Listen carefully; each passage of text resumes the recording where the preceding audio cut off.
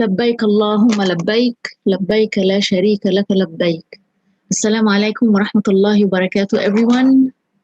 Welcome back to the Labbayk series of 2021, our second year, and this being our last seminar for this series.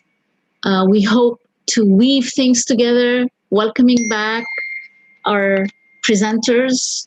We've had 10 valuable presentations from guest speakers, and we've discussed a range of topics. People have commented a lot, people have shared their lived experiences and their journeys towards answering the call to God, and sometimes towards re-exploring who God is for them in the first place. Dr. Yamina reminded us that perceived certainties that we have maybe come across previously, the Iman of yesterday needs renewal for today's questions. So the certainties and the realizations of previous times must stay dynamic and must be re-examined so that they can provide meaningful answers to issues that come up every now and then and come up every day. So as we are exploring our answering to God, our answering the call to God, why would God call us in the first place? And who is God? And I remind myself and I remind you that the God we've been talking about is the God that created everything in heavens and earth and oceans and air and anything that ever existed. We want to connect and talk to our Creator, the same Creator that creates everyone else, including everyone we have issues with, and everything, the God that creates everything and what is yet to come. We want to talk to God directly and ask our questions directly to God, the maker of our wishes, the maker of our ambitions, the maker of the love and happiness and wealth and health that we all desire. We want to tell God what we see, what we feel, and what we long for. We want to tell God what went wrong, what went right, and how we want things to be. We want to tell God of all the blessings that we may have been enjoying even during tough times. So we need to open our eyes to those blessings and to commit to serious and radical gratitude. Speaking of radical, we've spoken about a number of radical things: radical monotheism, radical gratitude, radical self-respect. And when I say self-love, I mean self-examination, to weed what's false perceptions from what's true, and to weed and to come across the default settings that we might have in constantly taking associates with God and creating demigods and false deities. So I welcome everyone who joined us and who's still joining us to make sense and to conclude this series. Inshallah, we hope to see you again next year with Labbayk, but after going through a whole year of Labbayk. I invite myself and you to bring Labbayk into life every hour. What are we saying Labbayk about? Are we saying Labbayk to God?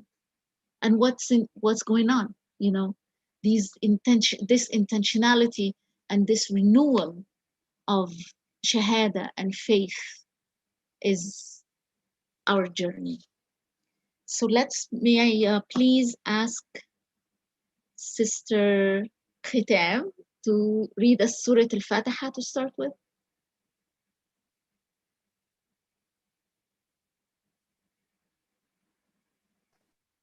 السلام عليكم. عليكم السلام ورحمة الله. أعوذ بالله من الشيطان الرجيم. بسم الله الرحمن الرحيم. الحمد لله رب العالمين الرحمن الرحيم مالك يوم الدين إياك نعبد وإياك نستعين اهدنا الصراط المستقيم صراط الذين أنعمت عليهم غير المغضوب عليهم ولا الضالين آمين. آمين آمين آمين. جزاكم الله خير سيستر ختام. وإياكم. So as friends are joining in still, again, welcome old friends, new friends, always friends. We will continue throughout the year to explore relevant issues of what concerns us the most, of our most urgent call in this life. So please make sure to stay in contact with us through mailing lists, through WhatsApp groups, and Receiving Noor never ever does promotion ever or fundraising. But if I may, let me ask you to please subscribe and like the YouTube channel. This is a nonprofit. Everything is nonprofit. Everything is done for the sake of Allah. Nothing is for sale. Absolutely. Uh, but what it does is it when you like and subscribe to a YouTube channel, it just becomes more accessible to other seekers. So when they are looking for you know information or inspiration, it comes up in the logarithms of computer search and so forth and internet search. So kindly tell your friends to subscribe and like the Receiving Noor YouTube channel. And on social media, I haven't been active on social media, so I'm not updated, but I think there is presence of Receiving Noor on Facebook that Professor Isra Yesidiolo is in charge of. So again, thank you, our presenters, Najia, Sarah Lalim, Kiandra, Samina, Inaba, Lynn Fiddler, Faraz Sheikh, Isra Yasirlu, Tasnia, and Ahmad Khanani. And now we're going to hear some, we could go ahead, unless you have, go ahead, everybody, unmute yourselves. We can take some comments and questions before Dr. Yamina, our resident scholar, chimes in. Could somebody read the chat? Assalamu alaikum, everybody. Yes, I could. Assalamu alaikum. How are you? Alaikum salam wa rahmatullah. Good seeing you, Saira. Yes, please go ahead, read the chat. Okay. So, open eyes to blessings during hardships and commit to radical gratitude, radical monotheism, and radical self-introspection, in which we regularly ask ourselves about what idols might be distorting our reality of being the recipient and devotee of none other than the owner of our existence. Thank you, Saira. Jazakallah khair. All right, so Dr. Yamina Buganaya is a resident scholar of Quran. She considers herself as a life student of the Quran. Of course, we consider her as a scholar of Quran, and she's my dear friend and mentor. She's the director of Receiving Noor, which is a nonprofit educational organization dedicated to the empowerment and enrichment of people through Quranic spirituality. Yamina transitioned from her position as Associate Professor of Arabic and Islamic Studies in Carthage College and Swarthmore in order to commit to this project. In addition to extensive training in Islamic studies, both in traditional and academic settings, Yamina also holds a PhD in theoretical quantum physics. She has published in several languages on Islam, especially on Quranic studies, Islamic spirituality, and the relation between religion and science. As part of her current position, she has been offering online Quranic classes as well as extensive Quran workshops and spiritual retreats. She wrote 2 books, Living with Genuine Tawheed is one of them, and Living the Quran on with Joy and Purpose, co-authored with Professor Isra Yazigiolo. Welcome, Dr. Yamina, and welcome everybody else who just joined us to the conclusive session of Labbayk of this year, our second year. Thank you, Maha. أعوذ بالله السميع العليم من الشيطان الرجيم. بسم الله الرحمن الرحيم، والصلاة والسلام على سيدنا محمد وعلى آله وصحبه أجمعين. السلام عليكم ورحمة الله تعالى وبركاته. عليكم السلام. So one of the themes that was underlying all the topics we went through was the smashing of the idols that we associate with Ibrahim alayhi salam. And we saw again and again, I said it and I tried to at least show the interconnection that when we smash an idol, what's going on is a shift from an egocentric perception of the world to the soul that is connected to its Rabb, which means a shift from delusion, the delusion of being an active creative agent, to acknowledging our powerlessness and asking for help from the all-powerful, all-knowing, all-compassionate sustainer. And what we want to do is we find we may smash idols from time to time, sporadically, something happens, we're enlightened. We're in a moment of surrender and accepting, and because of the pain of the crisis, when we hit the bottom, we say, I need help. But what we want to do is to follow the guidance and the teachings of the Quran, where we are taught systematic, conscious smashing of idols. If we are going to testify, to make the Shahada consciously, it's the basis of being a Muslim is La ilaha illallah. La ilaha part, the negation, is the smashing of idols. We're saying these things, whatever is important for us, is not an idol. It is not a deity. It does not deserve to be worshipped, adored, to be attached to place our trust on it, to seek help from it, because it is created and needy of sustaining, just like me, like ourselves. So this conscious smashing of idols needs us to consciously give up false claims of agency and ownership within us, because it is to the extent that I make myself an idol, unaware of I'm not even aware of it, that I will be prone to make things into idols.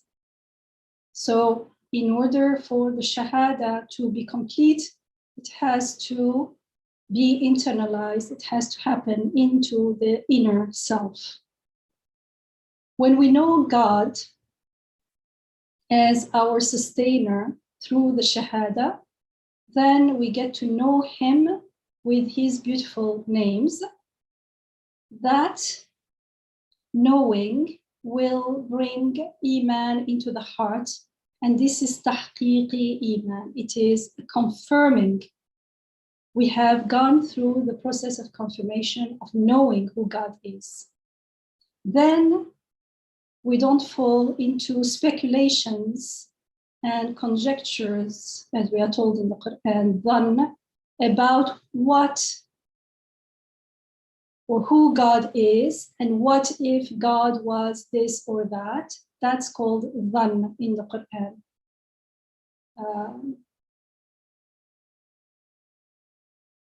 And we are told that those things they believe in are just names that they named themselves and their forefathers, and they only follow dhann. And in other places, they only follow dhann about God. It means they don't know God. That's why we are prone to fall into shirk, because we don't know who God is. If we don't know him, how can we worship him and only him? Our heart has no connection, because when we know him, we will know him as our sustainer. The heart automatically is created in a way that it loves and adores and connects to whatever it knows as the source of its of help, the source of the care. So now, so the whole thing is about doing the work to get to know God. And God makes himself known. This is what we've been doing for years, and reveals himself unto us through various means. One is through the creation. It's an emphasis that it's at the main focus in the Quran, and therefore in the tafsir of Imam Nursi, which is the tafsir that opened to me a special connection with the Quran, and it's only through that I could connect through to other works and tafsirs. Because in the Quran, the creation is at the fore. We are told again and again, just like every unit of the Quran is an ayah, a signpost, it indicating the maker, so is every event and everything and every being, and the interconnections between them are ayat. So God creates everything with order, harmony, and in ways that bear many benefits. We call that wisdom. And so as he creates in the creation, it is as though he's making everything speak to us. And what are they speaking of? They're speaking of the purpose and the meaning of life. And he makes them testify to his existence and to his beautiful name, and glorifying him and making him known to us. They are testifying to him and to his beautiful names to us. And when we observe them, when we listen to them carefully, then now we will become able to testify as well. So he creates them, he creates the creation as meaningful ayat, as signposts that show us the way, that accompany us in life and teach us. They are co-travelers with us. Another way our sustainer makes himself known to us is through wahy, through revelation, through the Quran, through direct speech. That was the speech through action, through creation. And this is direct speech. He speaks to us through the guidance he sent with the prophets. And he speaks directly through inspiring our hearts as well. We'll get back to that. So through the prophets, he sends them with the wisdom that we need to decipher, to make sense of the guidance in the Quran. So the prophet is a teacher, and he's the link between the Quran and the creation. And of course, between ourselves and the Quran and the creation. So he teaches us, the prophet teaches us how to decipher the ayat, the signposts of creation, by means of the ayat of the Quran, by means of the guidance of the Quran.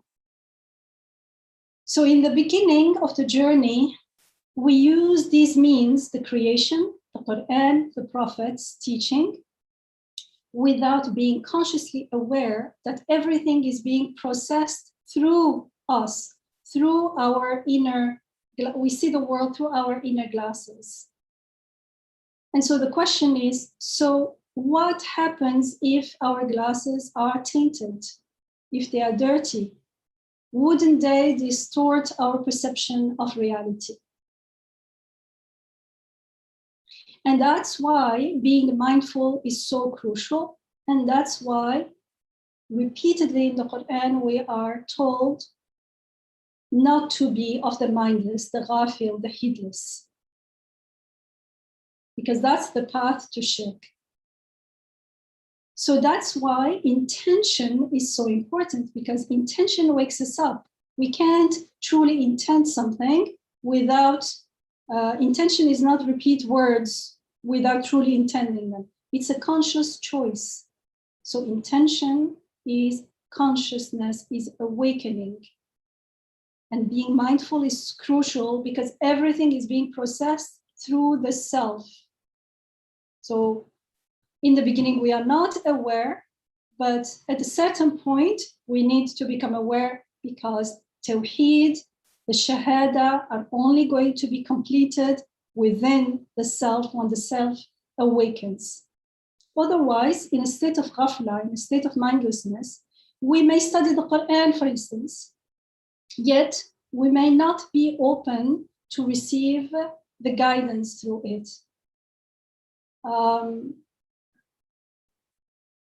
Because it could be something in us that either blocks the guidance, the message, it blocks it and we don't get it, or we get it but in a distorted way. We think we got it, but actually we're misinterpreting, or we transform it into something very different. Often we hear things from so-called shuyukh, and you realize that like it can't be, how can something this ugly, this far from justice, from fairness, be, how did they extract this from this pure and beautiful message?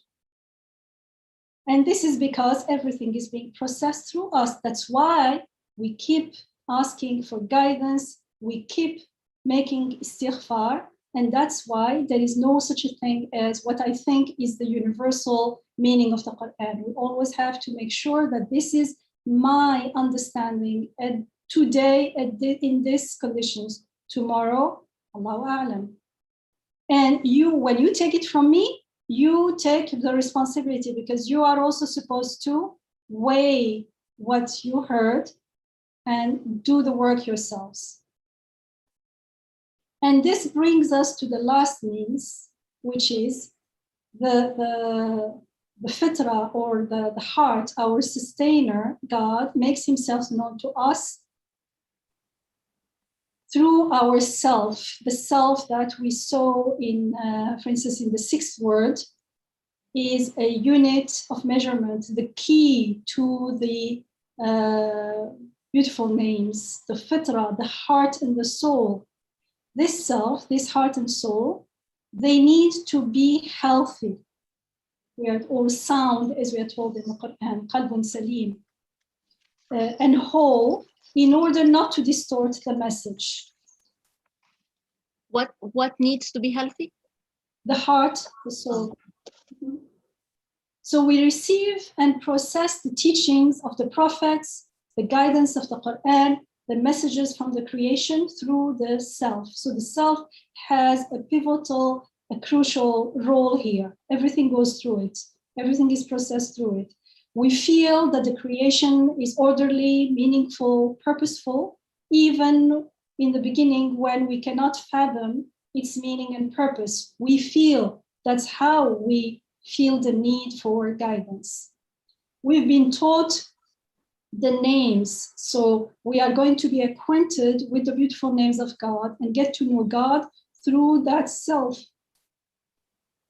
We've been created, or we created right here and now, with the need to seek meaning and purpose.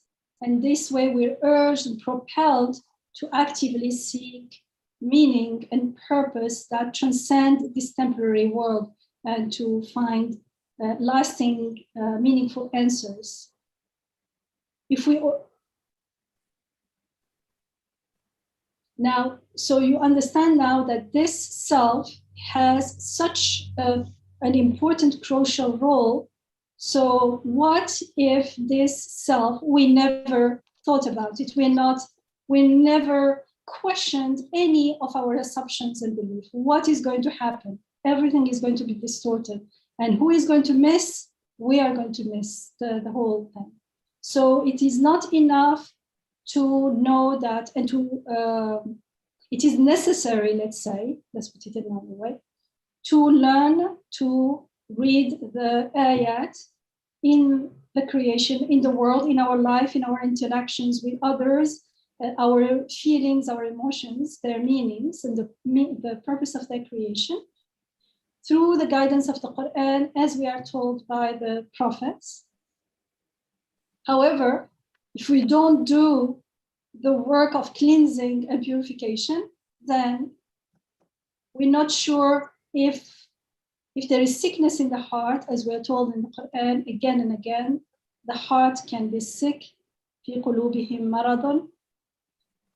Then everything will be contaminated and distorted with that. And if the heart is seen as a conscious mirror, then if the mirror is not conscious, then it will distort. When the mirror is conscious, even if there is a possibility of distortion, I'm always open to, I'm always aware of that possibility, and therefore I never take whatever I understood as this is the ultimate reality. I always in a state of istighfar, in a state of seeking guidance. And that's what we do in the Fatiha. We are asking for guidance because we know and we are aware of our limitations. However, when we are not aware, when we are in ghafla, then that's why you see people say, the Quran says, no, this is what you understand from the Quran, unless you're quoting the ayah without saying anything from your own mind. That's what the Quran says. The moment it enters I hear it, I'm going to understand its reflection within me. Do I want to be in touch with the Quran? While doing that work, I emphasized that in the past, we need the purification. It starts by questioning ourselves, by questioning our underlying false beliefs. We will realize that they are false later, but they are unquestioned beliefs and assumptions. And it reminds me of Ibrahim alayhi salam in Surah 37, Surah As-Saffat, from 84 to 87, we are told that he, Ibrahim alayhi salam, came to his Rabb, to his sustainer, with a sound heart. He said to his father and his people, what are you worshipping? How can you choose false deities instead of God? How can you make things into idols instead of God? So what is your opinion about the sustainer of all worlds? فَمَا ظَنُّكُمْ بِرَبِّ الْعَالَمِينَ. And the sound heart here has been understood. Sound means there is no sickness in this heart. And we are told in the Quran again and again that there is sickness in the hearts of the hypocrites. This is a repeated sentence. فِي قُلُوبِهِمْ مَرَضٌ. And it's the hypocrites. And of course, hypocrites here is not only a group of people, but also this ayah can't be only for them. It has to have a message for me. Whenever there is hypocrisy in my heart, it's going to produce an illness in my heart, and I need to tend to it so that it heals. Could you clarify hypocrisy in the heart? Since it's not, it will go off tangent here, but hypocrisy, we all know. You claim something and you live and do something else, and you actually believe something else. But in the heart? In the heart, yes, everything is in the heart here. It's the door and the connection to the soul. For instance, something we said with water, I say Alhamdulillah when I drink water, but actually when I look into my heart, I don't find any praise or any love for God. or any gratitude for God, I'm totally stuck into the water. So I'm claiming something, I'm living another reality. That is the basis of hypocrisy. It's not necessarily pretending, I'm unaware. That's why unawareness is condemned in the Quran, ghafla. And that's why when we are, and that's why istiqamah is important, we said in the past, because istiqamah is the direction.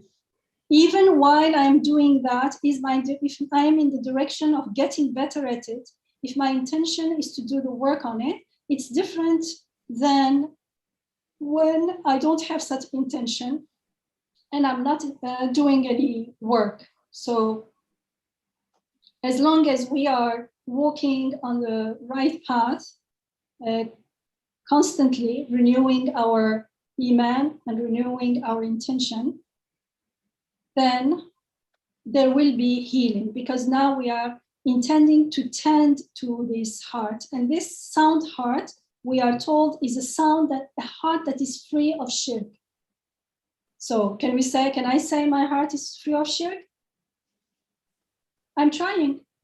So in the beginning is to focus on the istiqamah. This is my intention, is to clean it from shirk. The point is not, is it 100% clean or not? The point is, this is my intention. And Ibn Abbas radiallahu anhu says, sound hearts is qalbun hayyun yashhadu an la ilaha illallah, which is again related. He says, it's a heart that is alive with the testifying la ilaha illallah.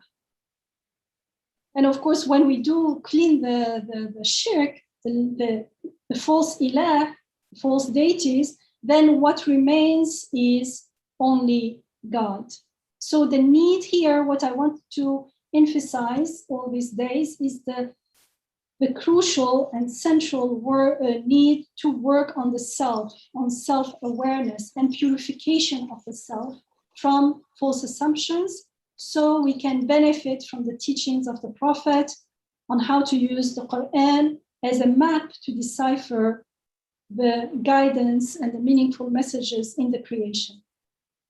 In a way, we can say we need to shift away from the deluded self, the deluded, conceited self, the ego that claims false self-sufficiency, false independence.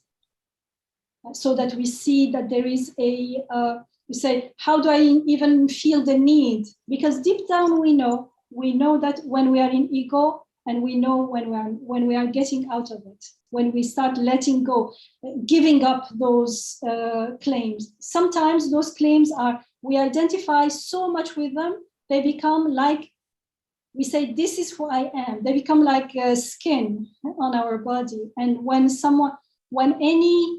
not someone, but a situation, a crisis brings us in confrontation with that belief that it is not true, then it feels like someone is skinning me alive.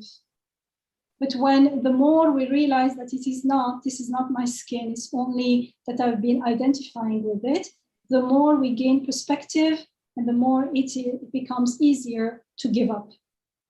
And I've been using the word ego as a shortcut here because more or less we're familiar with the word. In the Quran, the term used is nafs, and nafs means self. Often it's translated as soul, but it's not the same as ruh, it's general. In Arabic, you say, nafsi means myself, nafs. And nafs is used with some adjectives describing which stage the self is at, depending on various states of the self. And in a way, from the person, the individual's perspective, we are who or what we identify with. An individual may limit himself with his short-sighted desires and identifies with the carnal soul, which is literally the evil commanding self, and nafs al-amara, the su. And when we identify with that, then we remain there. It does not mean that the other potentials are not there. It just means we are not tapping into them, and we are mostly unaware of the other potential selves that we could be. And the wealth of meaning, referring to the various states of the self in the Quran, in a way, it's like it, how do you say, it brings together, encapsulates in the word nafs, self, or at least it suggests, let's say suggests, so it's not too big of a claim. It suggests that the self itself is dynamic in its nature, and there is potential for growth and transformation from, for instance, in this case, the carnal soul to the profound spirit. And the meaning of the nafs as referring to the seat of desires, of appetites, of anger, has a negative connotation usually. However, this same carnal soul is the component of the human being. It's like the seed that can be transformed, that can be nurtured, but not nurtured as it is, but transformed, used as yesterday says, when we don't like what's going on, we feel the need for something more. We are in a situation, the situation doesn't change, and one day we say enough. And we say sometimes, it was the situation that made me like that. How come after a few years you got out of it? Why not in the beginning? Nothing changed. You changed. I changed. Why? Because after a while, and that while is going to change from person to person, how much we're willing to listen, is that situation puts us in such a state that we say, enough, I don't want this, I need something else. It means that need for something more, for something else, exists all the time, and that's the door to growing and transforming and living at a higher state of awareness. You want to go quickly through the three, just mention the three stages. Okay, inshallah. So there are, I understand you mean this nafs al-amara, okay. So nafs al-amara, we talked about it in Surah Yusuf alayhi salam. It's in Surah Yusuf, Surah 12, ayah 53, where Yusuf alayhi salam says, and yet I am not trying to absolve myself, for truly the nafs, the self, incites to evil. Inna nafs al-amaratin bis-su. Save and saved are only they upon whom my sustainer bestows his rahmah, his compassion, his mercy, his grace. So this level of the self, usually translated as, again, as I said, evil commanding soul, but literally it's self. We identify with our desires, with our appetites, our fears, our anger. We identify with them to the point of becoming subjected to them. How?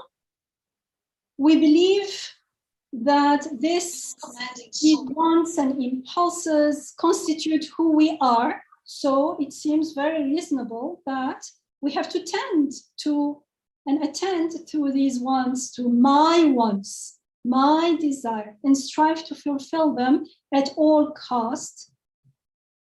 And even if it means, it can reach the thing of, even if it means committing evil.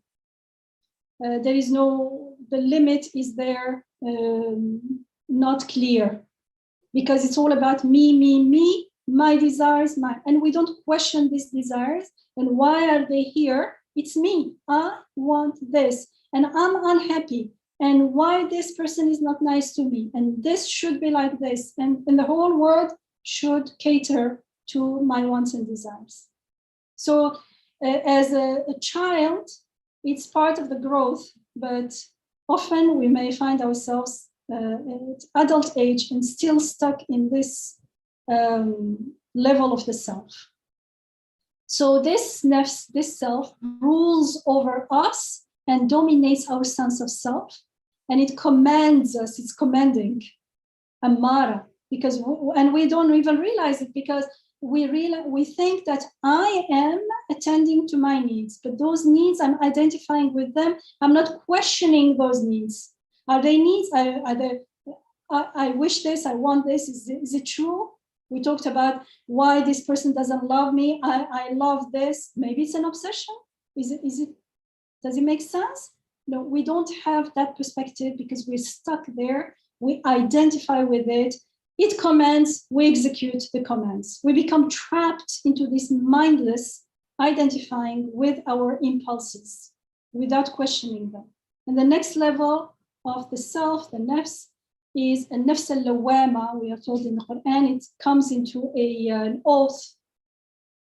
وَلَا أُقْسِمُ بِالنَّفْسِ اللَّوَّامَةِ, nay, I swear by the self-reproaching soul. So this soul here is self-reproaching. There is blame here, which indicates the beginning of inner struggle of the individual that has become at least aware of a reality beyond the immediate impulses and short-sighted desires.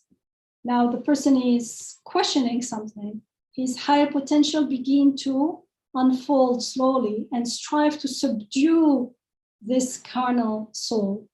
And it's that presence within us of the higher potential that enables that self-criticism and attempt for improvement. And the third, and this is going to be a journey that is in between. There are many passages in the Quran where we are taught how to deal with it, but as after that, we reach the level of an-nafs al-mutma'inna, the satisfied, the fulfilled, the self that is as peace, or or you nafs, or you self that has attained to inner tranquility and peace. Return unto your Rabb, unto your sustainer, well pleased and pleasing. Enter then together with my worshippers, enter my paradise. So that said, this soul, this self is content and it is at peace. It is content with its connection with its Rabb. It only worship, it only, it knows its Rabb, and it knows that everything else is a blessing of its Rabb. So it does not feel trapped by everything else. It does not feel under the control of anyone or anything, because everything is under the control of my Rabb, our Rabb. Everything is from him, through him. So this soul subsists in a paradise-like state of being, of inner peace, and it has discovered its true identity. And its true identity is Abd, a worshipper of God alone, of its Rabb. And as a result, it is radiyat and mardiyah. It is well-pleased and it is pleasing, well-pleasing. And each of these descriptions of the self, of the nafs, represents a phase of the individual's inner state of being. And we created with needs and desires to fulfill our higher potential. And in the beginning, when we are pulled down by those impulses and everything that seems to be controlling us, and not, but we are not at peace with that. And that's where, when we say, can't be like this, then we start striving for more. We are made to strive for more if we but follow the guidance, the inner guidance. And in order to follow that inner guidance, we have to have humility. Before conscious work starts, it's a matter of humility versus conceitedness. being conceited about the reality. So humility is very important because without it, we cannot even start. So it's a sort of invitation. Each time we are like invited or called to embark on this existential, transformational, let's say, journey of the soul through a self-discovery and a self-purification. And it's a journey of worshiping, and it's a journey of the more we get to know ourselves, our true selves, our true purpose, the more this, in parallel to this, we'll get to know who our true object of worship is and who our true sustainer is. And it's up to us to answer the call, this call, to be a seeker of truth or to mindlessly randomly go around in life, so-called soi-disant, as we said, living our life, and then one day life is over, and we don't have to live this and to die in order to understand this. If we pause right now and imagine that you have the life of your dreams, and then death comes, you are in your bed, how would you feel? There's no meaning. No meaning, not your future, nothing. Is it worth it? And we need to do this all the time and renew our intention to live as seekers of the truth, salik, a traveler towards the divine, and answer this call that when we pause and listen carefully, the call is there all the time. I want to end with the passage from the Quran, from Surah Al-Baqarah, Surah 200 to 204. We are told, when you have completed your acts of worship, remember God. Remember God as much as you remember your own fathers, or even more. There are some people who pray, this is important, our sustainer, our Rabb, give us good in this world, and they will have no share in the hereafter. You want it in this world, we'll give you in this world. But why not? Why restrict ourselves to this world? Because to be abd does not mean that we will be miserable in this world and then suddenly find joy in the hereafter. It's contradiction. But there are others that pray, oh our Rabb, give us good in this world, and therefore good in the life to come. Why here is in therefore. The true lasting good in this world is definitely linked to eternal, everlasting, enduring goodness in the hereafter. Because the other good that is limited to this world, in this world, it's not going to satisfy the heart. Because the heart لا أحب الآفلين, does not like what is not enduring, what is passing. So there are others who say, ربنا آتنا في الدنيا حسنة وفي الآخرة حسنة وقنا عذاب النار, and protect us from the torment of fire. It is these that shall have their share of happiness in return for what they have earned, and God is swift in reckoning. And remember God on the appointed days. Here the appointed days is the days after the 10th of Dhul Hijjah. If anyone is in a hurry to leave after 2 days, there is no blame on him, nor is there any blame on anyone who stays on, so long as they are mindful of God. Be mindful of God and remember that you will be gathered, we shall be gathered onto him. What's the significance of that? It doesn't matter if you stay after Hajj longer or if you leave, because staying there was supposed to raise your mindfulness. So as long as you are mindful, وَاتَّقُوا اللَّهَ وَاعْلَمُوا أَنَّكُمْ إِلَيْهِ تُحْشَرُونَ. As long as you have that, it's okay to leave right after. It means Manasik al-Hajj has ended. But what is important, what was the whole Hajj about? what was the purpose of prayer, of salat? Dhikrullah, remembering God. Here, it is remembering what Qur'anullah is repeated how many times? Is remembering God and sustaining that, living in with the consciousness of God. So the physical manasik, the physical procedures and rituals and everything, they're all for the purpose of heightening our awareness of God. So it's not And about sustaining and longer or nurturing. shorter. Yes, and sustaining and nurturing and maintaining that awareness of God and remembering God. Okay, there are a couple of questions that we could pause and take if this is a good moment, Dr. Yamina. Yes, sure.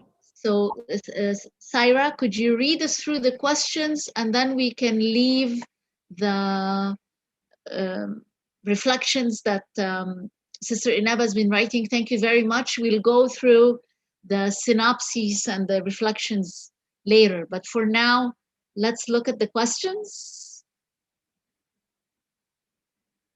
Or can somebody read us the questions, please? There was a comment I'll read the questions if I can see. Where is it now? Where are the in questions? the chat. Okay. There was one from Faraz. Okay, and I'm reading. I found the chat, so I'm reading. Oh, I see. Okay. So it's 10 chats. I'm gonna read them and then. from Faraz, we can read the comment from Faraz and from Rachel. There is from Shaharni family to everyone, and there is a question mark on it. Do you want me to ignore that? Shahar. No, it's not about it's not about ignoring. It's just we're gonna take the questions first, and then the summaries and synopses, as I said, we'll go through later. Okay, So, because from Faraz, I don't see a question mark, so I'm gonna read it as is. But up there, I see a question mark. So I'm reading Faraz. Brother Faraz is saying, "Sorry about making a comment, perhaps tangential to what is being said, but not unrelated. I hope. I think I do not think and talk enough about how I am utterly scared and afraid to face my real inner demons and questions. Spaces that allow me to express and understand my problems are few. I live with dimly perceived problems in a world full of people with answers and teachers who would rather save me than allow me the freedom to be comfortably misguided." That's what he says. It's a comment. It's not a question. That's right. It is a comment, but it's very intriguing, actually. So should I stop? Yes, thank you. Thank you, Hanan. Okay. Thank you. Faraz, do you want to share? I mean, this is quite intriguing, actually, because it feels like stuck between a hard place and a rock. What's the expression? He talks about being afraid from his demons, real inner demons and questions, unless if you're speaking to him, I do not know. Yes, and he is with us, so. Oh, I'm sorry. I didn't notice that. Well, probably Faraz can share. Right. This is not something that a teacher will do for us. This is something, everyone is going to do it at their pace. Of course, there is no wisdom and no compassion in starting with the hard places. And actually, we cannot start there because we're not ready. So we'll start where we can. But something that I keep saying, and I don't know if I said it in this series, is that actually we do not go and purify things one by one. Because lots of things are unless sometimes we feel that something is really coming up again and again, most of the time, the more we practice the istighfar, the compassion, and the serving of others, that's very important, because the more we serve others, the more we get perspective. And so maybe things that seemed huge within us, they will get a perspective and they are not as huge. Things will start getting perspective and also getting healed, because the point at the end of the day is not to be perfect, but the point is to be totally, if we need to clean one thing, it would be conceitedness and arrogance. It means as long as I know my limits, as long as, even if I come with all my wounds and my things, but I recognize them as what they are, I recognize my helplessness, then it's much better than saying I'm doing that and I'm doing this. I think one of the fears, I do get it, Faraz. I understand what you're saying, and what I'm saying is that it's intriguing because this is a question one faces. Do I want to confront my demons? Then what am I going to do with the demons? So I guess the one. What do you mean by confronting the demons? There are inner demons that people have, and some people I know very well, some people who say, okay, I don't want to go there. It's going to be a can of worms, and I'm not sure what the consequences are if I open or if I touch this, can of worms. So I do understand that, and I feel like now we understood purification as if going to a psychologist and sitting and doing. It's not. But even if you don't go to a psychologist, you have to face yourself. You can go to a psychologist, do all the work, and still not having purified. You may not have any. You see what I mean? Yes, but I was saying is that one of the concerns that I understand that present, come up for people who wonder, how am I going to face these demons? Maybe one of the answers is you don't have to face. There are no answers. So it's not like we're required to remember. We talked about this a little earlier. It's not like we're required necessarily to provide solutions. And who knows how to deal with a demon? Nobody knows how to deal with a demon necessarily in advance. So it's not like there is a formula of here I am ready, I'm gonna face my demons, and I'm gonna know what to do exactly. No. I might not know what to do exactly, but in the self-awareness, or what is the word, courage of saying, all right, I might not know what to do, but I'm gonna do it. I'll try to do it so that I clear the space in the heart. I clear that space, and whether it is cleared quickly or not, whether it becomes, complicated for a while or not, I'm not the doer. I'm just, allowing myself to allow some God-guided healing to take place. I'm just thinking out loud here, that knowing that demons are scary, and demons are scary. That's why they're called demons, because they're unknown and uncontrollable and might be explosive and so on and so forth. But there might be the approach of courage, vulnerability, and asking God's help in going into this space. May I ask, what is demons in Islam? Because I'm like Dr. Yamina, I don't get it in Islam. What is demons? It's an expression. They're not talking about demons. It's an expression, facing your demons. Facing what exactly? What are they trying to something? Something. It's like a personality trait that's negative or bad in yourself, and got it. You want to deal with you don't want to deal with it. Oh God, no, thank you so much.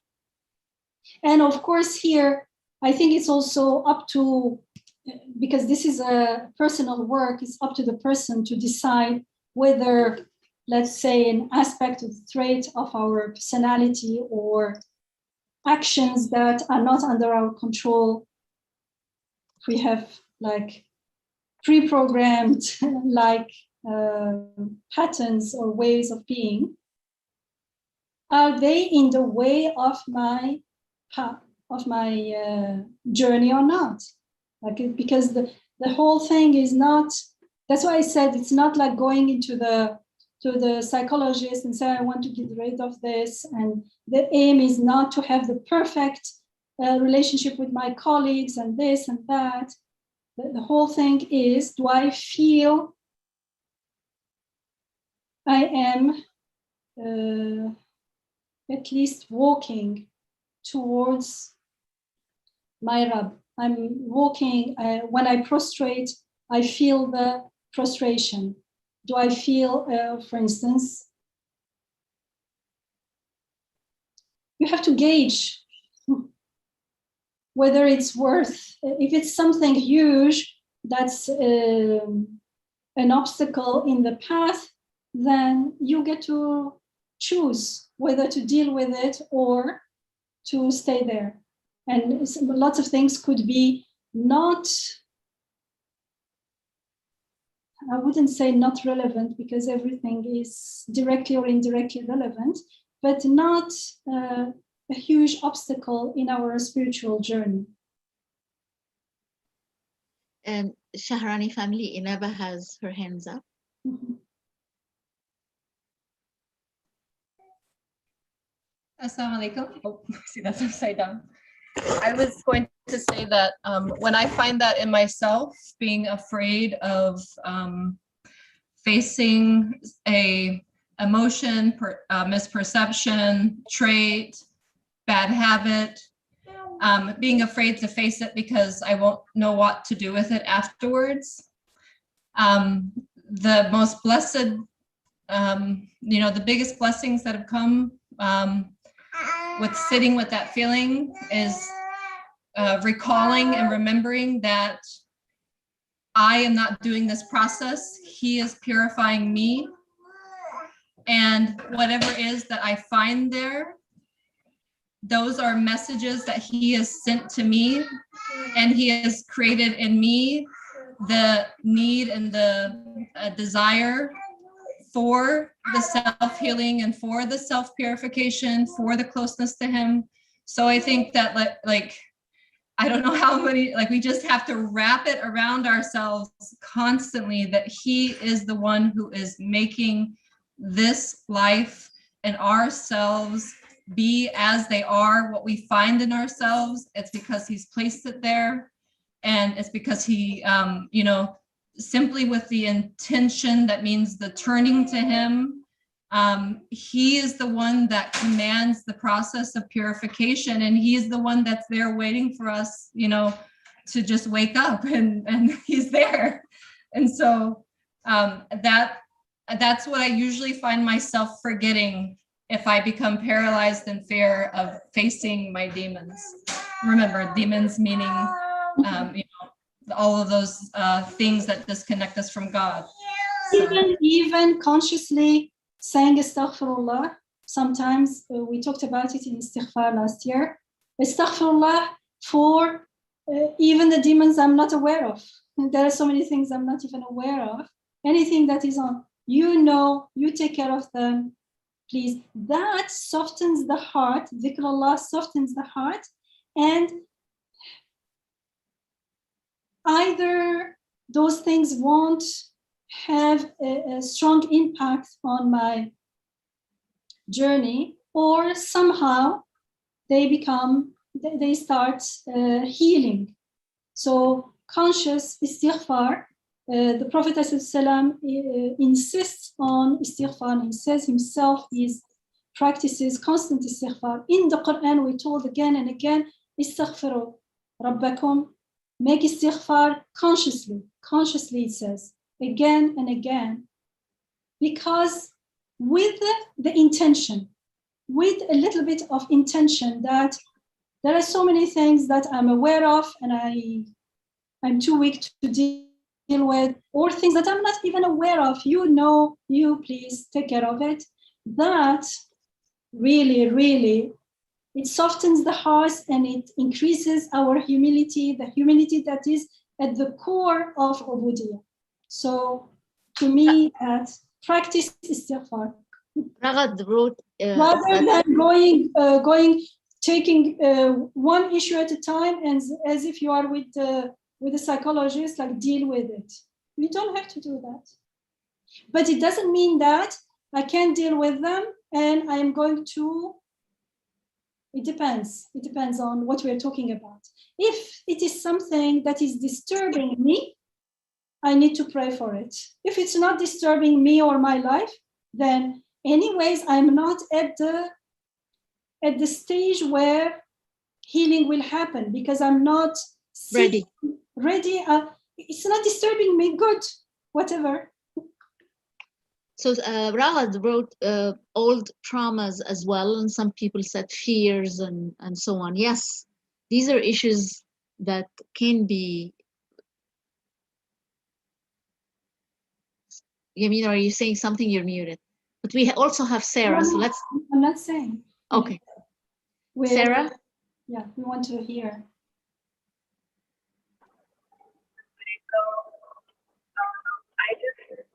I'm thankful for everything happening right now.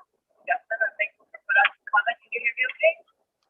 Can't hear you very well, Sarah. Can you hear me better now? Let's try. Okay. So, can you hear me better now? Yes, a little bit. Okay.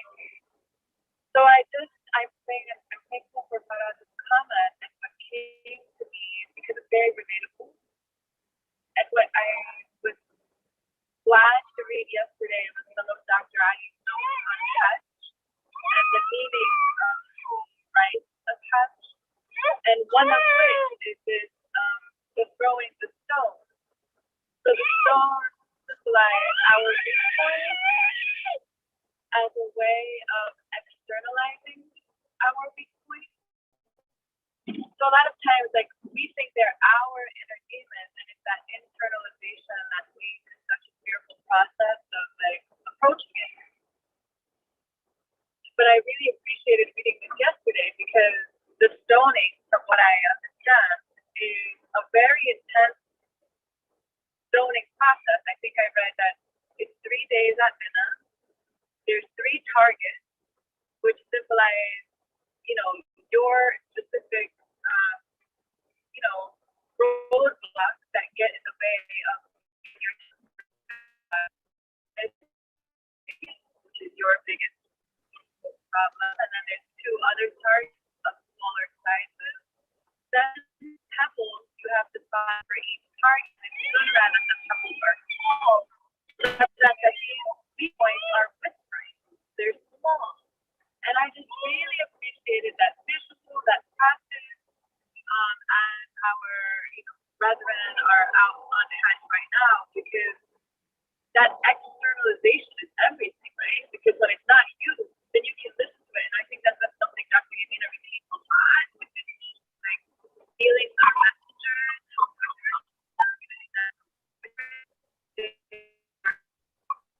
Sarah, your voice is, the sound is cutting off. So may I ask if somebody was able to hear, could they tell us? Because some of us weren't able to hear.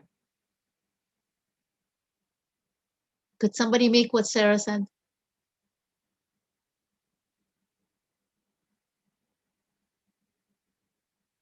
I'm afraid I wasn't able to hear well, Sarah. But if anybody else was able to hear, please let us know and tell us what you heard.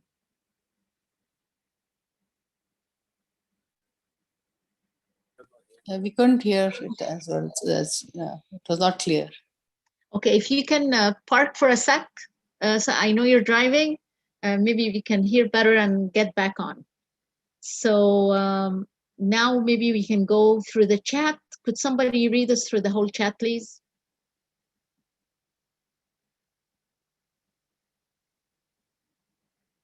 I can read it, Mama. Thank you, Syra. Yes. Okay, so I think we left off, or the last one that we had read. No, we only read but first, okay, there is Ragad has her hand up, so let's get Ragad and then we're gonna go through the whole chat. Sure, inshallah. I'll read Ragad, it. go ahead, please. Assalamu alaikum. Jazakumullah khair for a very interesting discussion. This discussion about basically doing the difficult internal work. And I think, subhanAllah, a friend of mine brought up this concept of a takhliya qabla tahliya. Takhliya means purification. It means to literally clear everything before a tahliya, before the beautification process. And I feel, subhanAllah, like Dr. Yamina was mentioned, this process of istighfar, of dhikr, and we have other tools at our disposal. Again, seeing, a counselor's journaling, tafakkur, right? Pondering upon the reflection of Allah, prayer, like dua, like alhamdulillah, we have so many of these different tools at our disposal that enable us to do that difficult work, that internal healing work. Essentially, I think what we're talking is about healing, in my opinion. And from what I've read, healing work is not easy work, right? Healing work is to ascend from this nafs al-ammara bis-su'. MashaAllah, jazakumullah khair for explaining this. The nafs al-ammara bis-su' to the nafs al-lawama, nafs al-mutma'inna. I think there's a lot of, again, takhliya, there's a lot of clearing, a lot of purification, a lot of cleansing that has to happen. Wallahu a'lam. Thank you. Yes, Ragad, this is very true. And we've explored through a series on istighfar and on trauma healing, the necessity of clearing before healing. So one of the very graphic images I've learned is that you can't clean, for example, a bathroom or something when it's clogged and full of filth or something. You need to let go first. You need to takhliya, to empty the space, the spot from the pollutants or from the source of filth or pain or something, or blood or stain or something, before you heal and then bring in the beautification. Takhliya qabla tahliya. Cleansing first before. Yes. Can I, okay, I can add something, and also I want to ask Dr. Yamina what she understood from this ayah, because what we are talking is purification the soul, and Allah subhanahu wa ta'ala, when in the ayah كما أرسلنا فيكم رسولا منكم يتلو عليكم آياتنا ويزكيكم ويعلمكم الكتاب والحكمة. تزكية قبل العلم.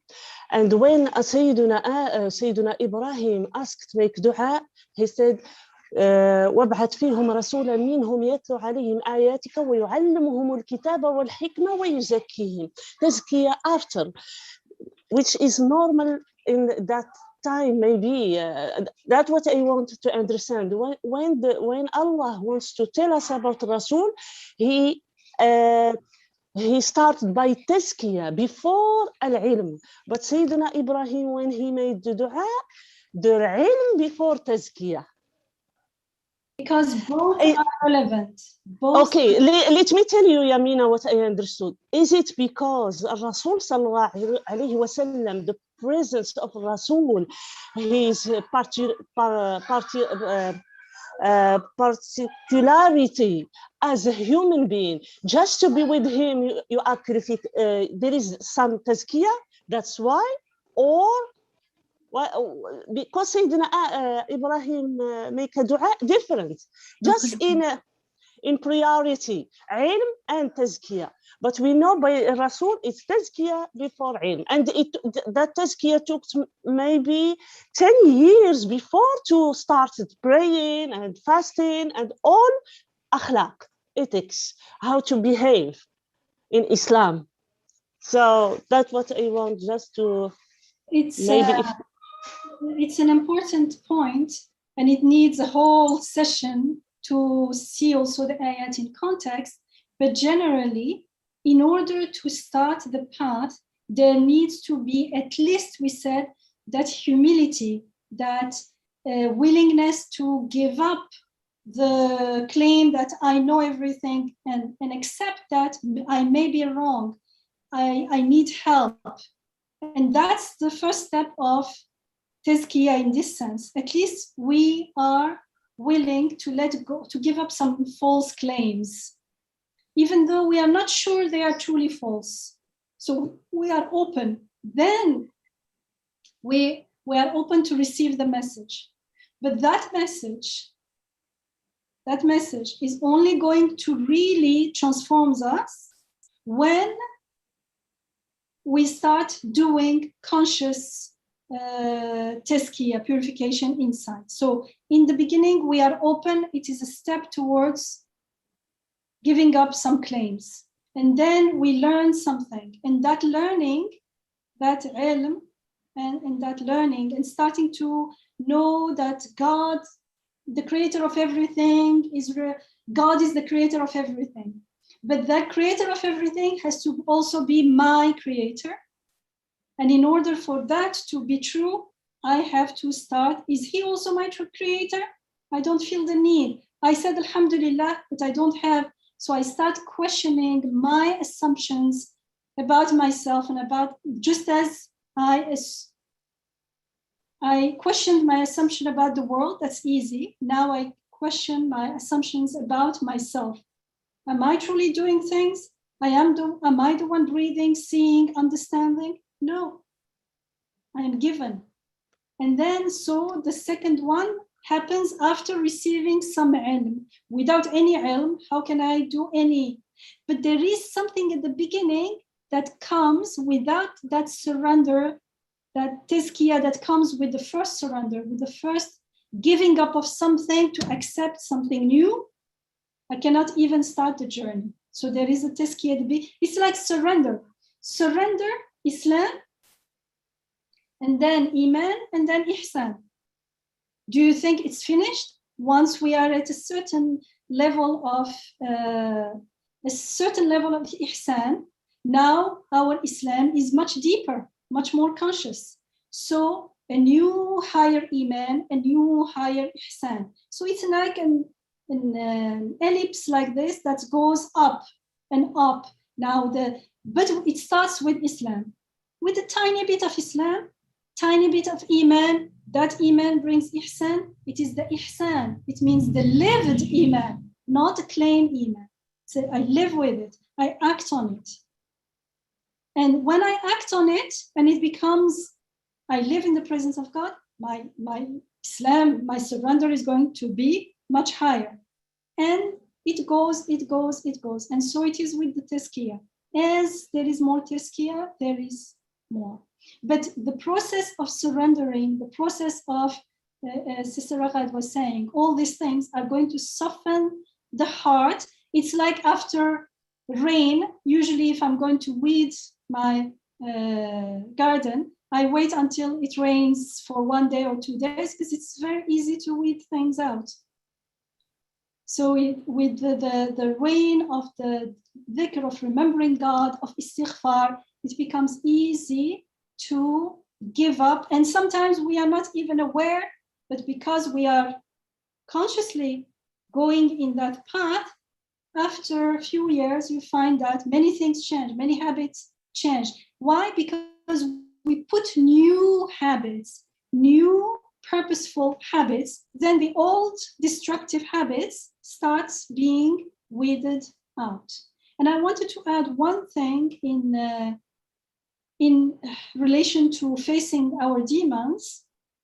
Yet, anyways, we are going to go at our pace, so everyone is free to choose how much they want to, how fast they go there.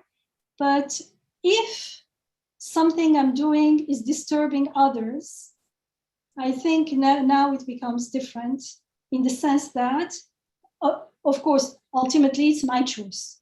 But I think if I am consciously working on this path, if one person, 2, 3, if are saying the same thing, then maybe it's time for me to sit down and say I can't say it's your perspective, you are misunderstanding me.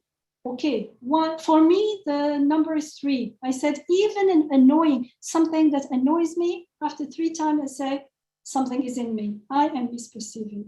What's going on here? But if it's Latifa says something, and then Ma says something, and then Rad says something, I have to sit and say, what's going on? Sit with it and maybe go back and say, can you help me? Maybe they can help me.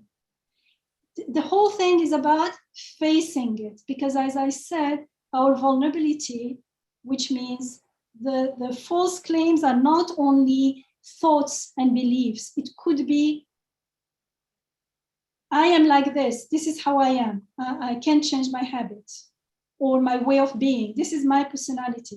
Even if my personality is, for instance, Abu Bakr radiallahu anh, and Omar radiallahu anh, they have very different personalities. But even if someone is, for instance, stubborn, that stubbornness can be used as stubbornness against people and against myself in my life, but it can also use as persistence in haqq. So it depends how I use it. I can't say, this is how I am born. I have bad temper, and you have to bear with me. Haqq means truth and right. Yeah. So I can't say, do you just have to bear with me? This is how I'm born. I can't change it. Because however we are born, every fitrah can be transformed. It can be rechanneled. And especially when others are affected, then I think forget about being in the path and purification. Even as basics human being, we need to care about others. And in this path, caring about others is a huge, huge way of getting a perspective about what we think our problems or our demons.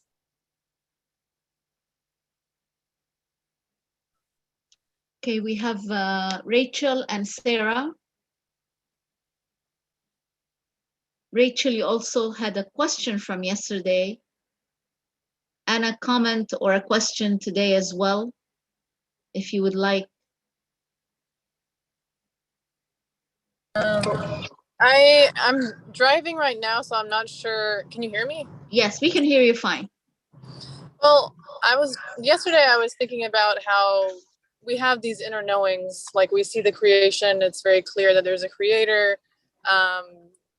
We see our powerlessness and things like that. So we can kind of extrapolate some things from our experience, but also there is a role for revelation as well, right? And I was just wondering, what is the role of revelation in relation to like our inner knowing? And because sometimes you might think something is inner knowing and it's actually your nafs, misguiding you away, from what the revelation is trying to guide you towards. So I was just wondering about the difference in that, which is kind of related, I guess, to my comment, because I was wondering, how do you know, like, when something is self-care versus just your nafs?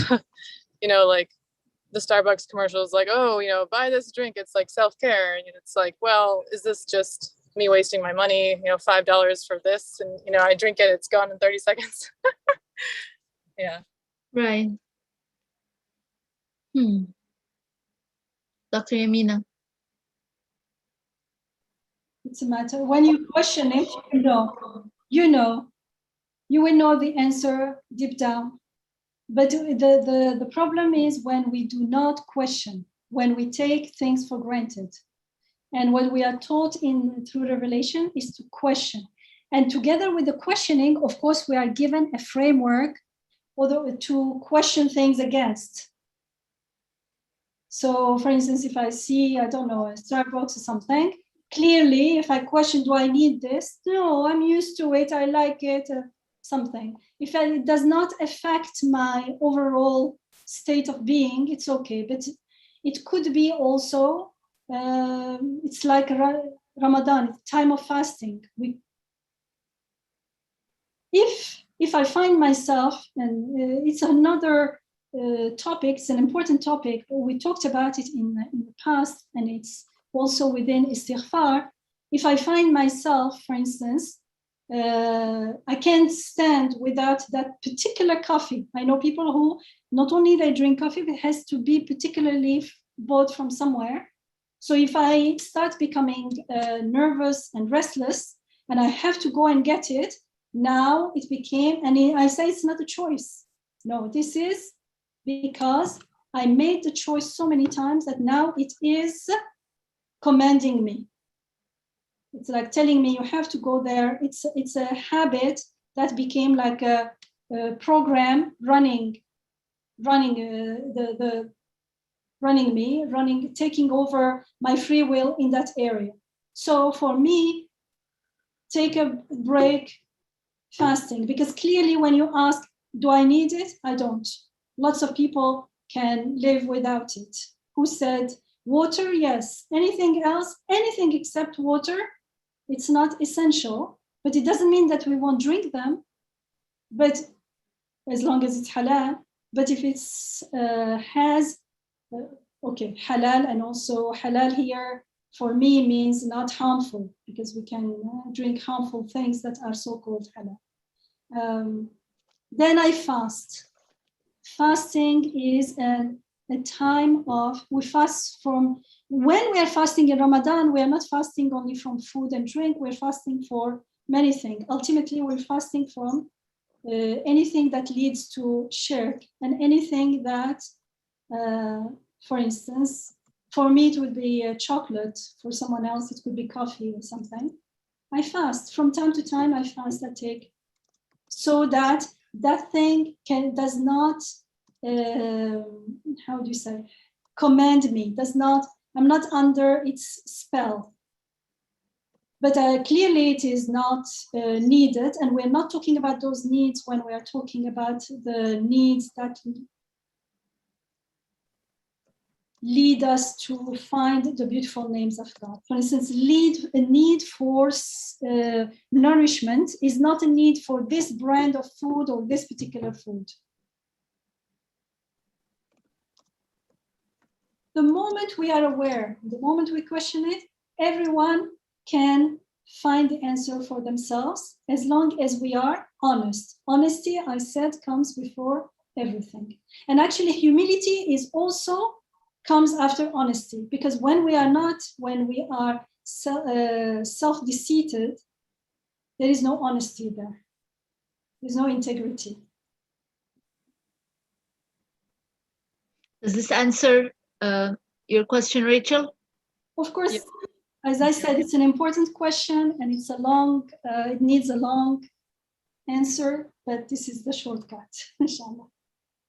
Yeah, I think sometimes I'm still a little bit unclear sometimes with the revelation versus inner knowing aspect, because sometimes I feel like some people are like interpreting the revelation in a way that may not, I mean, I don't know. I guess I don't have like a clear view of my question, but I don't know. It gets nourished. You have a point there. That's the whole thing of today, is that inner knowing needs to be questioned, and that's why we need to do the healing, because only a sound heart, a sound soul will receive the message without distorting it or tainting it. Because it's like a vessel. It's like a vessel. How can you drink water or can you drink coffee or milk or anything in a dirty glass, while if you're wanting to drink this for the purpose of nourishment, Exactly. So if the glass has, I don't know, anything, dirt or filth. We are told illness in the Quran. So if there is sickness in this, how can we drink from it? That's why this work of this inner work, this inner healing, this inner cleansing is so crucial. Usually we run away from it because it's not easy, but it's crucial because we drink everything, all the guidance from the Quran, from the revelation, from the creation, from the Prophet, everything is going through it. So we need to while we are doing the work of reflecting on outside, this is not a mere intellectual activity. It goes through the heart and the ruh. And that's why when we are unaware, we think, okay, I understood, but it's not changing my life. And then it feels like, or it's changing at a very slow pace, so much that it seems like it has nothing to do with my life. Or people say, how come this person knows all this and they live like this? And I say this to myself, how come it's not changing you? Because somehow either the vessel is dirty or the vessel has a hole in it. It does not, you pour and it's not there anymore. That's a good image. That's a very interesting image. Go back and tend to this vessel. Okay, Sarah. But this is Rachel. This is definitely something that it's a process. Yes. It's an ongoing process. And we don't start with difficult things. We start with easy things because this is a path. This is an easy path. It's all about. It's like a switch on off. Am I willing or not? And the more I nurture this willingness as well. I nurture it through dhikr. I nurture it through dhikr is repeating, for instance, consciously, istighfar, consciously, shahada, consciously, tasbih. All these are going to make this path much easier than it seems. Because in the beginning, we are looking at it intellectually. That's what we are all trained in, intellectual activities. This is not so. This is a path that we will witness there and testify the miracles of the healing and how the rububiyyah, how our Rabb is with us, and how, as we are told, if you take one step toward me, I will come running towards you, inshallah. Sarah, please go ahead. So I read? No, Sarah had a... Okay. Are you, Sarah Al-Alim, are you still... I think Can you she hear me parked. okay? Yes, go ahead. Okay. I don't know if you could hear me before. I'm sorry about that. I was just bringing to everyone's attention this beautiful reminder that I got from Dr. Ali's notes on Hajj of the meaning and the inner dimension of the rite, symbols and the rituals that are done at Hajj, and one of them, which is stoning the Satan, which is done in Mina over 3 days, which I think our brethren are getting ready to do.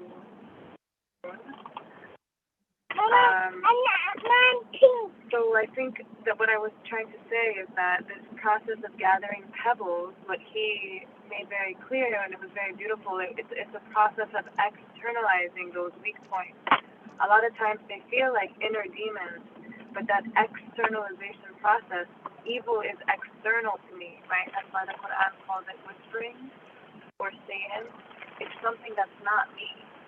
And I remember reading the notes last night and falling asleep reading them, but the last thing that I read was that really caught my attention was there's 7 stones and 3 targets, 7 stones per target, which is 21, so 21 stones per day, over 3 days, something of that nature, but all to say that if each stone is demonstrating my weak point, and the target is like this,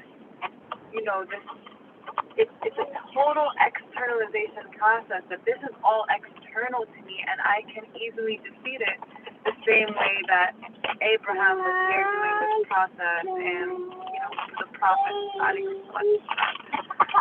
and I just really love that stoning process representing this, first identify, through these pebbles what these points are, and even the targets I read, that there's a large target, a very big target, which would be like my biggest sort of problem or struggle, And now this, I'm going to aim, this pebble at this target until I get it, so I can eradicate that from me completely. And I just love that meaningful way of looking at this, ritual that oftentimes people are just throwing in a very dangerous way, but especially pertinent to our conversation right now. There's an externalization process, which is so beautiful because it feels like inner demons, but actually that's why externalizing is so important. And Dr. Yamina constantly emphasizes this with listen to these things, their messages or they're happening, they're present. And Dr. Ani would say, as opposed to other faith traditions, original sin is not in the Quran. It's not like you're born with these evil either demons. No, they're external to you, they're whispering or saying they're not you. I just wanted to add that. Hello.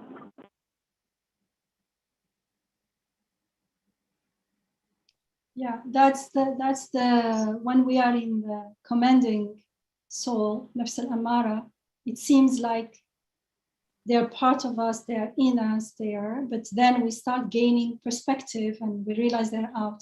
Actually, you talked about the stoning, Sarah. It reminds me of Hajj.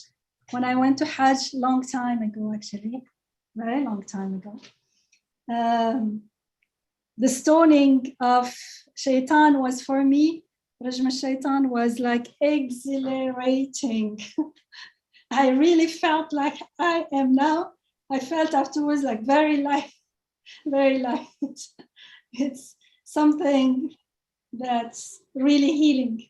And to explain, this is one of the steps in the Hajj, holy pilgrimage. Yeah. It's very symbolic. It's one of the rituals of the Hajj. Without it, your Hajj is not complete. And it's very symbolic regarding maybe actually facing and stoning our demons. Speaking of facing demons. You can take just a wall and actually, I mean, it's really healing. I've done it only once in Hajj, but now that I'm thinking about it, it was a very joyous experience. Hello.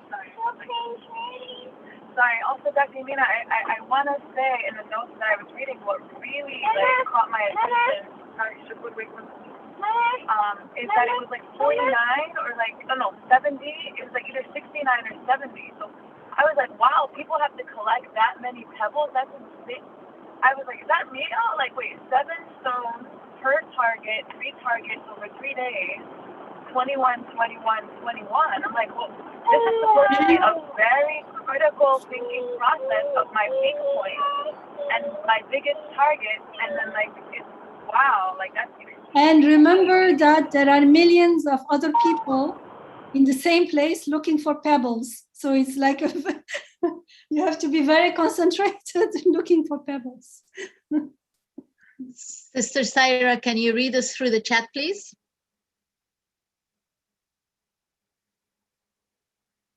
Yes. Thank you. Inshallah, yes. Great discussion, Sarah, and everyone who has shared. So inshallah, I'll read the comments from the beginning. The first one we read already. Then I said Assalamu alaikum to everybody when I joined. Then Sharani family says, continuing their the comment, that the shift from egocentric to the soul is, which is where we realize the reality of poorlessness. We are prone to shirk due to lack of knowing Him as our sustainer. The heart was made in a way that once God is known in the heart, you will fall in love with Him, see His attributes around you and confirm it.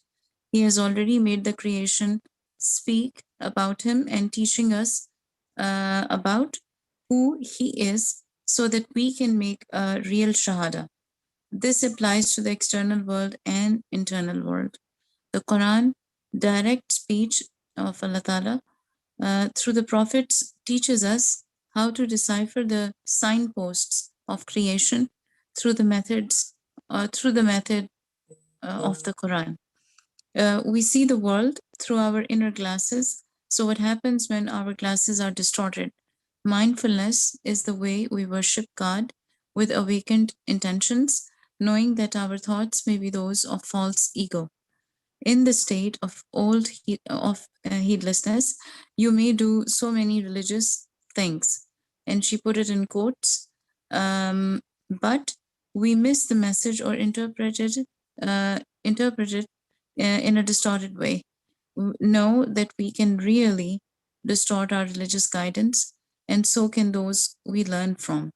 Thus, we need to become conscious or conscientious of the self, heart, and soul and their needs for health and wholeness. So we perceive God's message to us through the filter of the self. We have been taught the names of Allah Ta'ala and created with the need to, and we've been created with the need to seek meaning and purpose.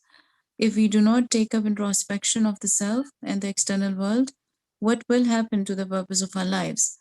Our relationship with Allah, with God, and seeking meaning and understanding. Our hearts are mirrors to Him, so it is what should truly concern us. Sign of hypocrisy is two different realities, religious on the outside, but no true feeling on the inside.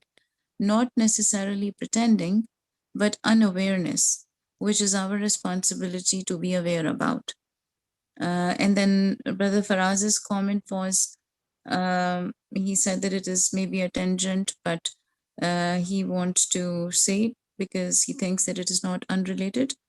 He says, I do not think and talk enough about how I am utterly scared and afraid to face my real inner demons and questions. Spaces that allow me to express and understand my problems are few. I live with dimly perceived problems in a world full of people with answers and teachers who would rather save me than allow me the freedom to be comfortably misguided. And then Sharani family again tells, cleaning of our hearts, shifting away from the deluded self that thins it has even 1%, that thinks that it has even 1% independence, not that one claims her or his heart is clean of all idols, but that the intention is real through internal awareness and conscious actions. Leave our identification with the commanding self. The self can be transformed with finding that it is not enough for itself. It wants to grow and move to a higher place. And then another message that she wrote was Nafsul Amara, identify with emotion. I feel angry, becomes I am angry. Really, I am anger. We become subjected to them, our emotions, and then become trapped in them. And then I think Arkeen wrote, it can be very hard to tell the difference between self-care and just giving into the nafs. And I can address that, I guess, at some other point, because in mental health field, I see a lot of it. Then Sharani family, we have another comment by them. Nafs lawama, self-reproaching soul that is aware of reality beyond its desires, uses introspection. And then nafs al-mutmainna, soul at peace, sees feelings and needs as assets for connection to him, knows that its identity is abd, and it well pleased it well pleased with being the receiving powerless dependent devotee of its loving sustainer. But abd does not mean being miserable in this world. It is good in this world and good in the hereafter. What was the purpose of Hajj and Salah? Remembering Allah Ta'ala and sustaining that living in closeness to His presence. And then Brother Faraz said that his was a comment. Sister Jalila says, Jazakallah khair for making the distinction between nafs, ego, and the soul or ruh, which differentiates between Islam, which says we are born in submission to Allah Ta'ala. That is our fitra. And the Judeo-Christian concept is that we are born inherently evil. Then Brother Faraz said that he couldn't speak. But next is Sharani family. Self-purification is not always an obvious simplistic process. The point isn't even to become perfect. It's about becoming aware of the reality of being an abd. And Allah Ta'ala is the one who is purifying us. Then we have Brother Faraz saying, for instance, the realization that I don't understand. I ignore mostly from arrogance, but from fear of being someone who doesn't understand. It is an example that he is giving. And then Sister Kendra said, not always a personality trait either. It can be feelings that come up as well, something you cannot control. And then Arkeen says, right, just an example, bad habits, etc. Yes, that too is said by Kendra. She was confirming what Arkeen said. Then Sister Rahat said, could be past trauma too. And Kendra said, yes. Keen said, your fears too. Rahat said, yes. And then I'm thinking of muraqaba, witnessing the self, and mushahaba, self-accountability, muhasaba, sorry. So muraqaba and muhasaba.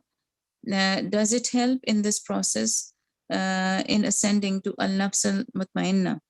And Sema said that Sarah's voice is not clear. Then Ragat said, Istighfar series sounds very interesting. Mashallah, it is recorded and available for viewing. And then Sister Sema said, Ragat, yeah, you can find these recordings at this link. And then Ragat, thanks. We have, I think Sister Zubaida, she gave a link to mosquefoundation.org/addressing our inner demon. So that's very nice. Thank you. Jazakallah khair, Sister Zubaida. And Rakat says, once this series is complete, which is tomorrow, when will classes resume in Shala? And then Sister Natala said, this is the final session of Labbayk series. Usually halkas are on Thursdays at 7 p.m. Eastern. Sign up to receive emails. And then Sister Ziba said, is yesterday's series uploaded on YouTube, couldn't find it. And then Sister Natala shared the link for YouTube for subscribing. Then Maha said, Ragad, this series ends shortly. After that, we'll resume other studies, inshallah. Please get in the mailing lists, WhatsApp groups, etc. And Jazakallah khair, Nartila said by Ragad. And she says that will it be announced on the WhatsApp group also? And then, yes, thanks, Maha. And then we still have, yeah, I think Sister Ragat had to leave. And the last comment is by Sister Kandra that I must leave, but thank you very much. One quick point I'd like to say about all of this is, as I look at the pilgrimage, Dr. Yamina, could you please shed some light on it? And I'm looking at a picture off of the internet also that explains the different arkan. So we intention for the Hajj, and then Tawaful Qudum, then Sa'i between Safa Marwa, then going to Mina, and then spending the night in Arafat, then spending the night at Muzdalifah and collecting the pebbles. And then it is kind of halfway through the Hajj, and then pelting only Jamra al-Aqba. And then the sacrifice of the animal is Rukn 8, and Rukn 9 is trimming of the hair, and apparently either going for a Umrah if some person wants that, or doing another tawaf of al-Ifada for the Kaaba, and then pelting al-Jamra, al-Ula, al-Wusta, al-Aqaba again, and then farewell tawaf of the Kaaba. My question is that if we were to look at pilgrimage arkan as stages of our life that we go through, every time when we have a hardship, every time when we are making an effort, not necessarily for an hardship to be overcome or to be coped with, but an effort to be made to gain something, even if it is just gaining the sense of achievement of having completed a task that we intended to take on. In that sense, how can you frame preparing for meeting Allah subhanahu wa ta'ala? Maybe you want to, I have not actually gone through it myself, but Sarah has been saying that she has a series on Hajj on YouTube. So maybe you want to go there, inshallah. But for now, it's a topic, a whole topic on its own, inshallah. So inshallah, you will find the answer there. There was a question about muraqaba, muhasaba. Just a second, Dr. Yamina, and regarding to Hajj, so Sarah Al-Alim, could you post the YouTube videos, and also the best book that I'm aware of is written by Ali Shariati called Hajj, just one word, Hajj, originally in Persian, but very popular in English. And Ali Shariati explains the meaning behind the rituals. So that's a recommended book. Sorry, Dr. Yamina, go ahead. Thank you so much. Sorry, I accidentally got signed off. So the one that you said, Maha, is which one? If you can just please repeat.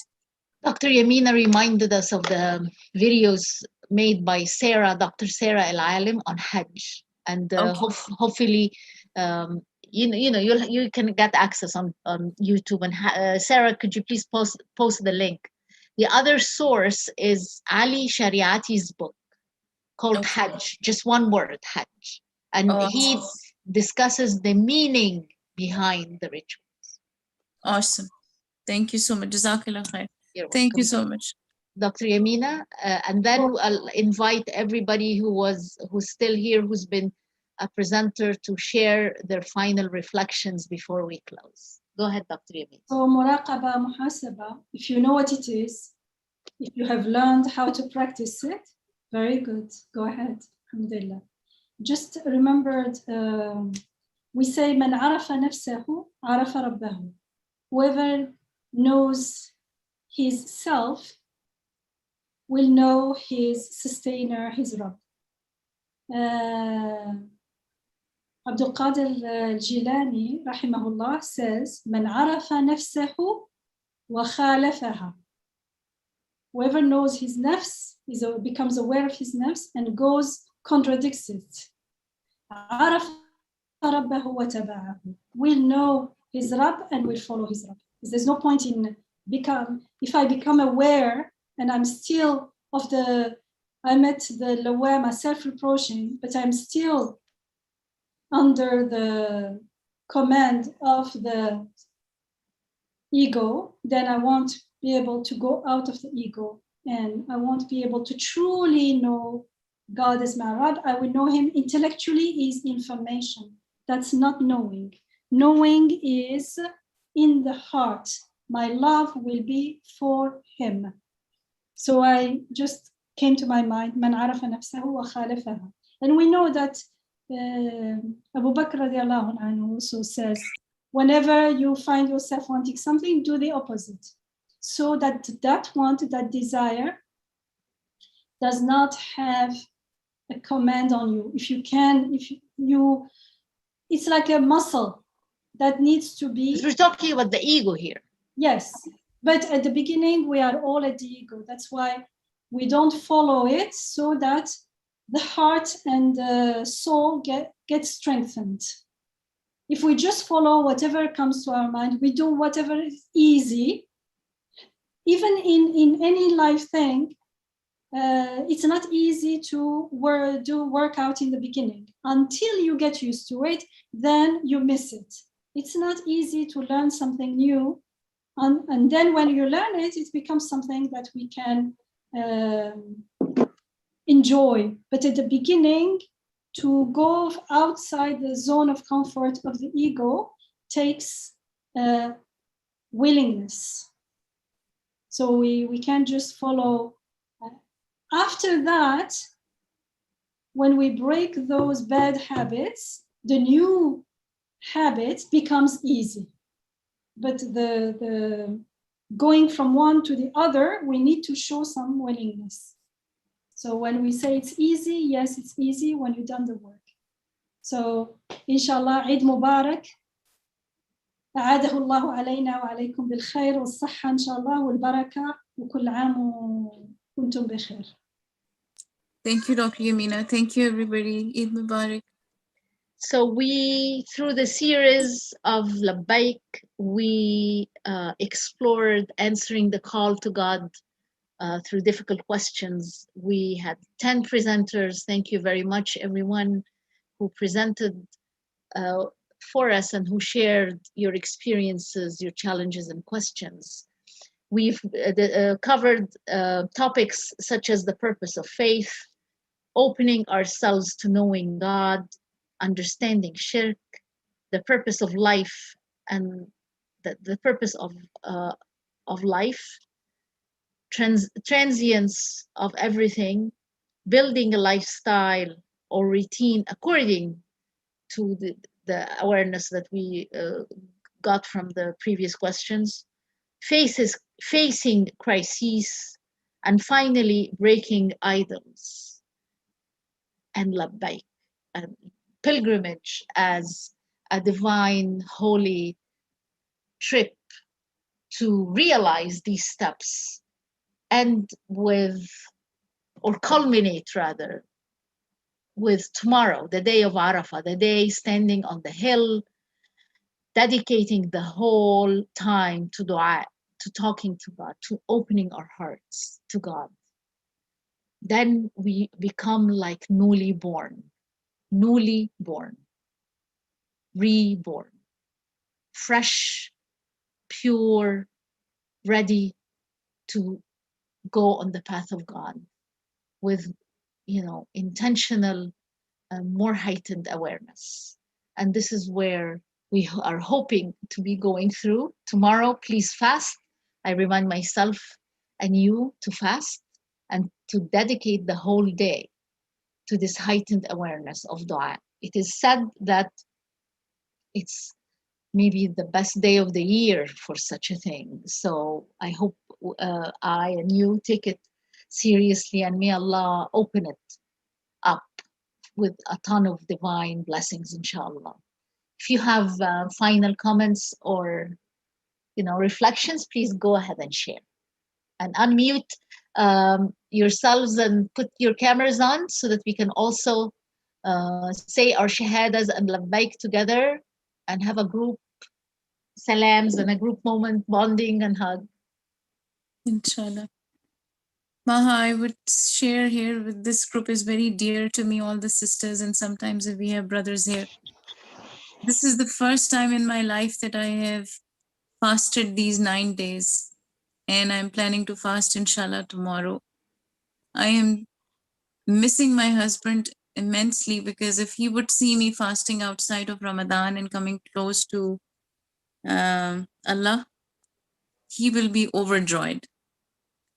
And in August or September, I will know if I'm in remission or not from cancer, or God forbid if it is coming back again in my colon. But that's why I asked the question, Dr. Yamina. I need to be ready either way. And yes, I've never performed Hajj or Umrah, but I'm hoping that if Allah gave me the chance to come visit Medina and Makkah, I would be longing for that, inshallah. Inshallah.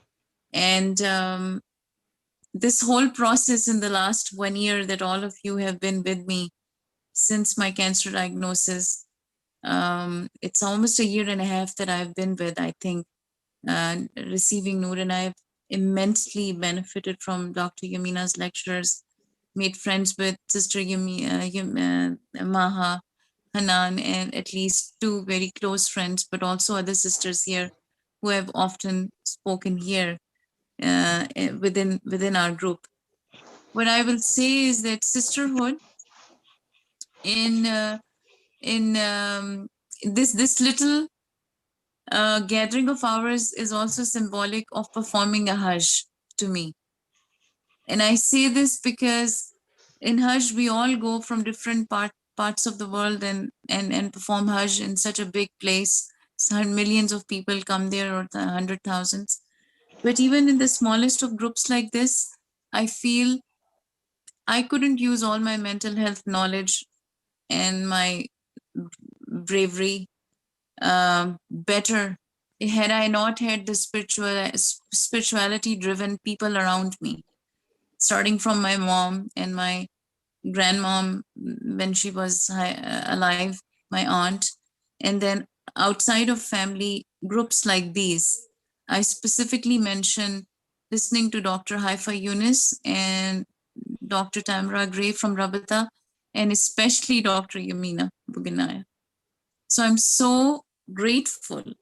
And I say to any sister who may have ever gone through sudden losses, many of them, I won't recount all, I'll keep it brief. And then sudden life-threatening illness in 40s or 50s. Allah Ta'ala has a way, if there was more than 360 degrees on a compass, I will say that many degrees Allah Ta'ala has switched me around to come back to Him. And it is so, the other day I wrote something because I'm in a writing class. I wrote a little quote of my own and I said, being broken into a million pieces, but having the affinity with the one is much better than having a whole that was pretentious. I was running after dunya, children and house and husband and in-laws and my own family and my work, my practice. And now that I look at my home that I rented, or I look at PhD degree application that I wanted to send out, or my IVF report folder sitting here without my husband and without it being ever successful, I say indeed Allah Ta'ala wrote in Quran that this is all adornment of this world. This is not here to stay. You achieved most of it except the children. And in a way, I lost all of it. But the fact that my parents are here, that I'm still a mental health therapist, I still want to go back to school for PhD. People respect me for my knowledge. And the fact that the way I gravitate towards Quran, I have so many Qurans that my mom keep telling me, stop buying more Quran, what's going to happen to them? You cannot donate all of them and you cannot keep all of them. But the idea is that I have highlighters and I have sticky notes and I have things that I think Allah is a way. So one of the things that I say now is, Allah, you gave me all of that hardship to make space for yourself in my heart. Because I was forgetful, I was in ghafla.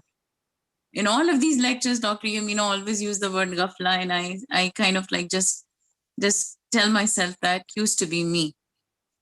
And alhamdulillah, that I have died before dying. Thank you so much. I've broken my idols. Jazakallah khair. Thank you so much for saying that. And thank you everybody who's come on their cameras. Let me ask somebody to please, maybe we should enjoy the takbirat al-Eid that Dr. Alia sent before we say our shahadas. We can unmute ourselves and say it together, or we can just say it and it can become messy, and which is perfectly fine.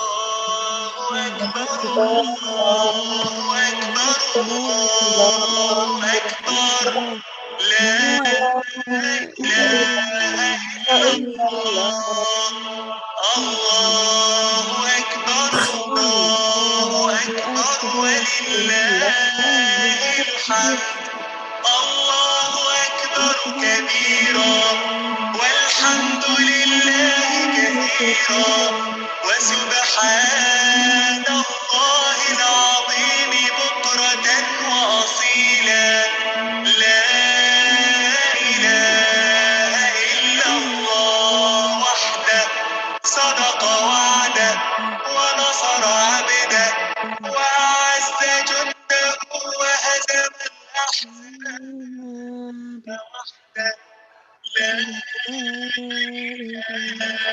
إلا الله ولا نعبد إلا إياه اللهم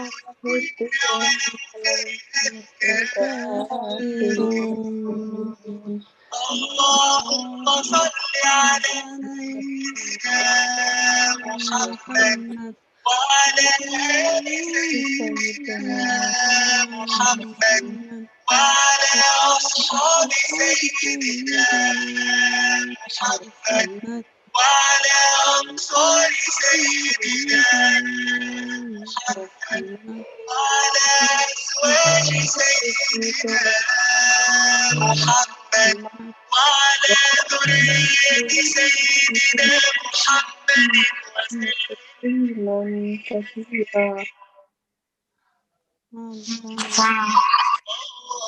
الله أكبر الله أكبر الله أكبر لا إله إلا الله. La ilaha illallah. We should say this together. Subhanallah. Do you feel the difference? What it makes when you feel like that you've gone through a journey on a pilgrimage, that you're spiritually opening, when we're spiritually more open, every word means something different and has a different impact. Subhanallah, becomes a lived truth.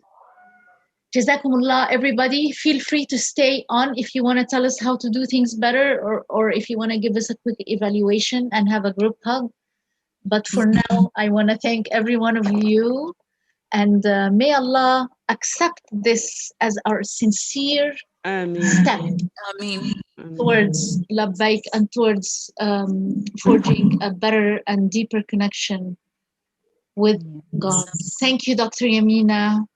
Thank you, everybody who's been here. And we still have Lynn with us, and Samina and Sarah, and a number of people who've presented, but those who had to leave, thank you as well. May I ask Lynn to say the Shahada, please? أشهد لا إله إلا الله وأشهد أن محمدا رسول الله. آمين. نشهد أن لا إله إلا الله ونشهد أن محمدا رسول الله. May we live with this truth, and may it illuminate our lives and steps ahead. Jazakumullah khair, and we can Jazakallah khair, Sister Maha, for all your efforts of organizing the speakers and mashallah, beautiful moderation. You are our best moderator, mashallah. May Allah bless you and reward you. Astaghfirullah. Thank you so much. We're going to stay with the takbirat for a while. If the host wants to end the recording, if you guys want to stay on, if you want to give a quick evaluation, but we'll end now. Fi amanillah. See you in the next series. And stay on, because I want to ask you about, I have a question.